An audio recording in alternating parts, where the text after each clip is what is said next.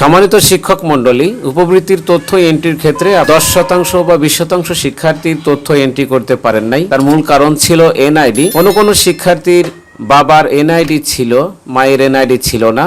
আবার কোনো শিক্ষার্থীর মায়ের এনআইডি ছিল, বাবার এনআইডি ছিল না। আবার কোনো শিক্ষার্থীর মাতা পিতা উভয়েরই এনআইডি নাই। তো সেক্ষেত্রে আমরা এর আগে লাইভ পোর্টালে শিক্ষার্থীর তথ্য এন্ট্রি করতে পারি নাই, কিন্তু লাইভ পোর্টালে নতুন একটা অপশন যুক্ত করা হয়েছে। সেই অপশনে আমরা এখন এই সমস্যার সমাধানগুলো পাবো। তো কিভাবে সমস্যার সমাধান পাবো, চ্যাপ্টারে গিয়ে দেখি। ব্রাউজারে গেলাম, উপবৃত্তির লিংক,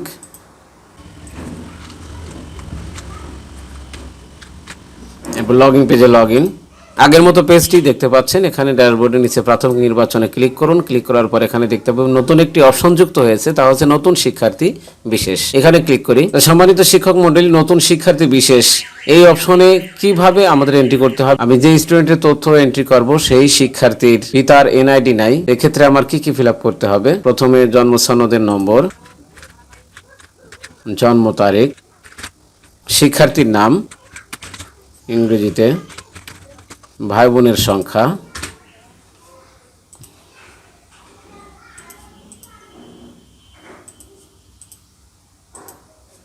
এরপর মাতার এনআইডি নম্বর। এই শিক্ষার্থীর মাতার এনআইডি নম্বর আছে, মাতার জন্ম তারিখ। এরপর এই খুঁজুন, মাতার তথ্য খুঁজে পাওয়া গেছে। মাতার মোবাইল নম্বর আছে, যার কারণে আমি এখানে এন্ট্রি করে দিই।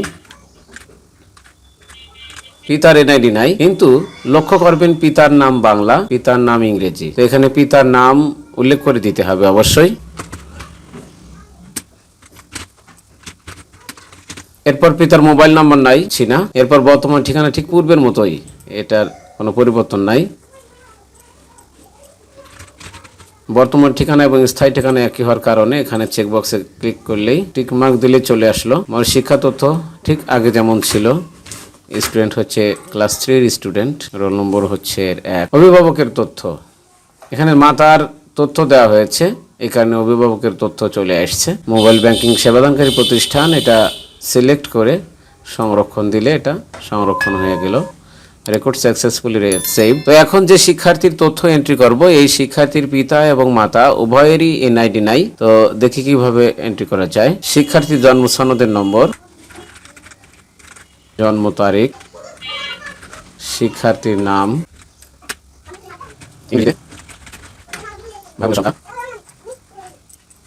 মাতার এনআইডি নাই, মাতার নাম,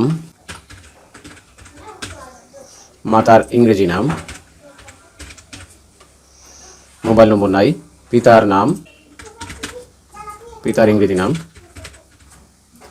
এটা হয়ে গেল। এরপর ঠিকানা,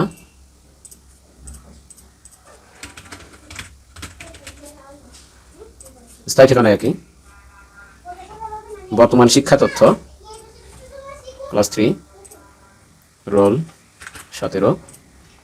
অভিভাবকের তথ্য, যদি পিতা এবং মাতা উভয়েরই এনআইডি না থাকে তাহলে এখানে সম্পর্ক নির্বাচন করুন। সম্পর্ক নির্বাচন করলাম। এরপরে পরিবর্তনের কারণ এখানে উল্লেখ করতে পারেন, তবে এটা ম্যান্ডেটরি নয়। এরপর অভিভাবকের এনআইডি দিতে হবে।